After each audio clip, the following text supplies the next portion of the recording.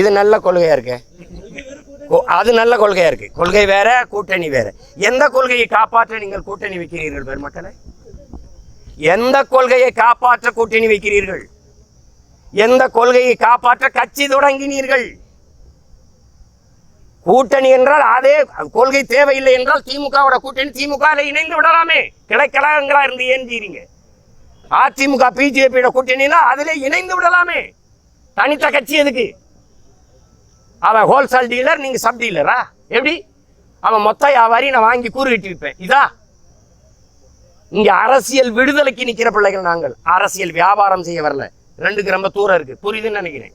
இது வியாபாரம், அரசியல் வியாபாரம். தேர்தல் நேரத்தில் கொள்கையாது கேள்வியாது அப்படின்னா இந்த நாட்டில் இருக்கிற எல்லா பிரச்சனைக்கும் காரணம் இந்த 4 கட்சிகள்: காங்கிரஸ், பிஜேபி, திமுக, அதிமுக. தமிழ்நாட்டில் என் மாநிலத்தின் உரிமை எல்லாம் எடுத்துக்கொண்டு போனது காங்கிரஸ், கூட இருந்து துணை நின்றது திமுக, அதிமுக.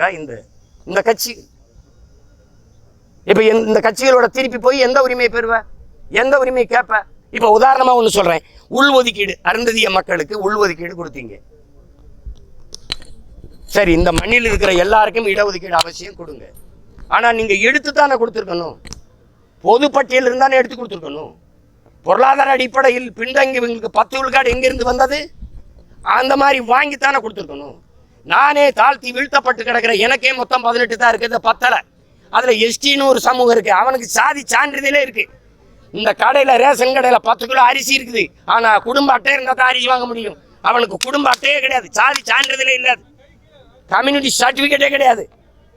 அந்த நிலையில நீங்க என்கிட்ட இருந்ததுல 3 எடுத்து கொடுத்துட்டீங்க. சரி, கொடுத்துட்டீங்க. அவனும் என்னைய மாதிரி விழுந்து கிடக்குறான், அவனுக்கு கொடுக்கறது சரி. ஆனா நீ பொதுவில் இருந்தா கொடுத்துருக்கணும், சரியான ஆட்சியாளன். நீ எனக்கு இருந்து எப்படி எடுத்து கொடுத்தீங்க?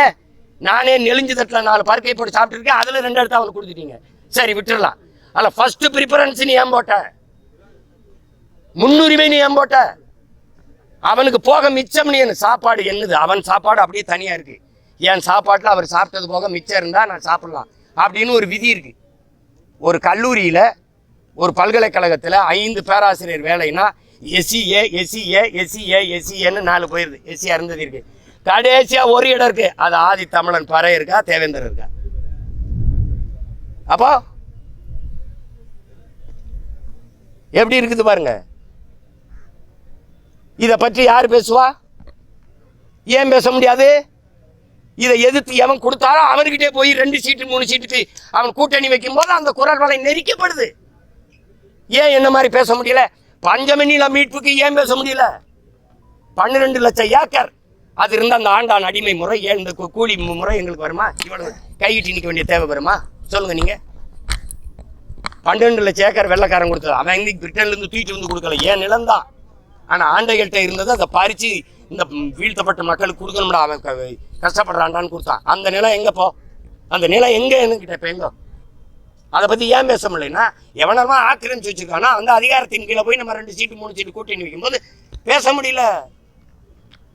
சரி, மேல்பாதி மங்கலத்துல கோயில் நுழைவுக்கு நான் தானே உள்ள கூட்டிட்டு போறேன்னு நீங்க ஏன் பேச முடியல?